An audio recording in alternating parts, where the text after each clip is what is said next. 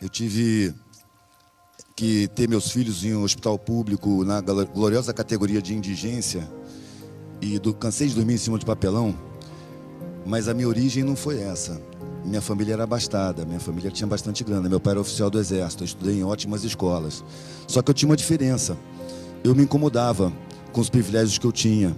Os meus amigos eram numa favela que estava no fundo da minha casa e eu jogava bola com eles. Eu sentia que aquelas crianças eram superiores a mim, eles tinham muito mais liberdade enquanto eu era monitorado. Eu percebia que eram pessoas muito mais livres do que eu era preso. E quando eu estava no meu meio, na minha casa, com os meus amigos, eu questionava essa diferença, questionava os nossos privilégios.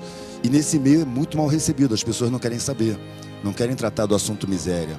Isso sempre foi assim, sempre vai ser assim, é assim que eles pensam. E eu me senti estranho, eu era um estranho naquele meio. E passei a adolescência, tentei entrar no Exército, não tenho temperamento para aquilo. Fui funcionário do Banco do Brasil, também não tenho temperamento para aquilo. Eu vivia por pressão familiar em nome das coisas, dos benefícios, das facilidades. E eu sentia alguma coisa estranha nisso, porque não me satisfazia. Eu sentia uma atração muito grande pela maneira dos mais pobres, que no caso do meu convívio eram os serviçais. Eles eram mais espontâneos, mais sinceros, o olhar tinha alguma coisa diferente.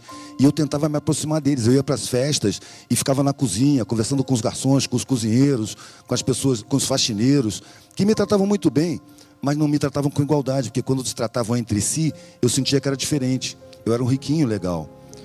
Quando eu cheguei até a faculdade, eu entrei na faculdade por pressão familiar também, eu vi esses assuntos que eu queria discutir, que não encontrava jeito, serem discutidos. E fiquei muito encantado com aquilo por uns 3 meses, porque depois eu percebi que essas pessoas também não se aproximavam dos mais pobres. Quando eu saí do Exército, eu tinha o couro bem duro. Eu aguentava dormir no chão, papelão, molhado, passava fome tranquilamente. Então, eu saturado do meu meio social, todo feriado, todo espaço que eu tinha, eu viajava de carona.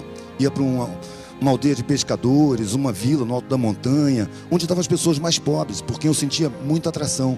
E ficava observando que aquelas pessoas tinham muito mais espontaneidade, tinham uma união muito maior do que no meu meio, na minha classe. Eu tinha uma humanidade, uma relação afetiva que eu não conhecia. Aí eu resolvi, já decepcionado com a faculdade, não ter nada. Vou fazer a experiência do que é não ter nada. Eu quero andar pelo mundo sem nada. Só que aí a família, ofendida com a minha opção, cortou relações. E o que era para ser uma experiência virou situação. E assim eu vivo até hoje. E aí eu cheguei no meio mais pobre, pedindo o que comer, pedindo onde dormir, e as pessoas começaram a me olhar com igualdade. Como eu tinha a visão condicionada, porque a gente é condicionado por uma mídia safada, cheia de psicologia do inconsciente, eu cheguei no meio dos mais pobres como quem chega no meio dos ignorantes. Eu vou ensinar eles, porque eu tive mais escolas. E começava a falar da humanidade, da desigualdade, mas a língua que eu falava não era a língua daquele lugar. E as pessoas ali já estavam me olhando com igualdade, porque eram fodidos, mais do que todo mundo. Então eu percebia que com igualdade eles eram mais espontâneos, eles riam da minha cara, do meu jeito de falar. Eu de repente me dei conta que ninguém entendia o que eu estava falando. Aí eu me senti um idiota, 2 vezes. Primeiro porque eu achei que eu estava indo para o meio da ignorância, e eu percebi que ignorante ali era eu. E segundo porque eu percebi que eu tenho 2 orelhas, 2 olhos e só uma boca. Eu tenho que ouvir mais, observar mais e falar menos. E eu comecei a fazer isso, prestar atenção. E percebi que no meio da periferia, que a gente julga que é tão ignorante, existem códigos de comunicação inacessíveis para quem fala a língua acadêmica. São códigos intuitivos, são códigos de sentimento, são gestuais, é mímica, é uma coisa muito mais profunda. E eu percebi também, aliás, no meu próprio coro, que a capacidade de resistência nas periferias é muito maior do que nas outras classes. Porque quem trata com dificuldade ganha força. Ali se acostuma, aqui todo mundo sabe disso, se acostuma a tratar com dificuldade, superar perdas o tempo todo. Dificuldade gera resistência, facilidade gera fragilidade. Então as classes mais altas, como aquela que eu era originário, era muito frágil, muito medrosa. Era o que me incomodava lá, era o medo. Ali era um medo enorme de cair de patamar. E quando eu estava misturado com a maioria, eu via que ali ninguém ficava triste porque não tinha nada. Pelo contrário, era uma alegria danada. As dificuldades eram pinto, era brincadeira de criança. Aí eu comecei a perceber que essas pessoas não sabem disso, porque tem todo um processo de impedimento do desenvolvimento dessas pessoas.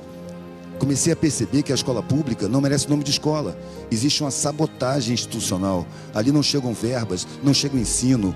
Ali é um centro de tortura de professores, de alunos e de funcionários. A escola pública é feita para fabricar ignorância, para que as pessoas não se deem conta do que acontece no mundo. Eu comecei a perceber também que quem faz tudo na sociedade é a rapaziada mais pobre. Se você se colocar em qualquer lugar da cidade, em qualquer lugar onde tenha civilização e olhar em volta, você não vai ver 1 milímetro que não foi mão de pobre que botou ali. Todas as roupas são costuradas por pobres, todas as paredes são levantadas por pobres. A comida que se come é plantada, colhida, trazida e preparada por pobres. O pobre faz tudo, tudo, não falta nada, só que ele não sabe disso. A sociedade se estruturou em cima da massa mais pobre, e a massa mais pobre sustenta essa estrutura.